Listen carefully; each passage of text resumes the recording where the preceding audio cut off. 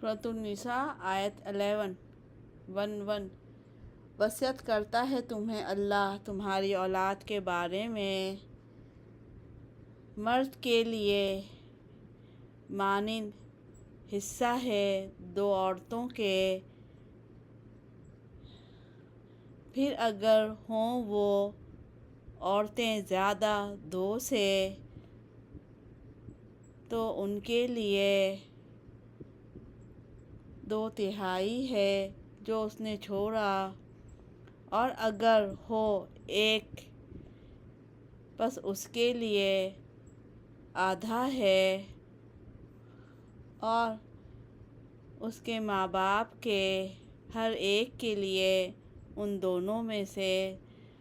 چھٹا حصہ ہے اس میں سے جو اس نے چھوڑا، اگر ہو اس کے لیے اولاد، پھر اگر نہ ہو اس کے لیے کوئی اولاد اور وارث ہوئے اس کے والدین اس کے، بس اس کی ماں کے لیے تیسرا حصہ ہے، پھر اگر ہو اس کے لیے بہن بھائی، بس اس کی ماں کے لیے چھٹا حصہ ہے، بعد وصیت پوری کرنے کے وصیت کر جائے اس کی یا قرض کی ادائیگی کے بعد، آباء اجداد تمہارے اور بیٹے تمہارے نہیں تم جانتے کون ان میں سے زیادہ قریب ہے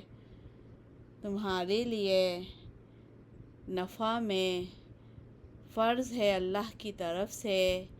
بے شک اللہ ہے جاننے والا حکمت والا۔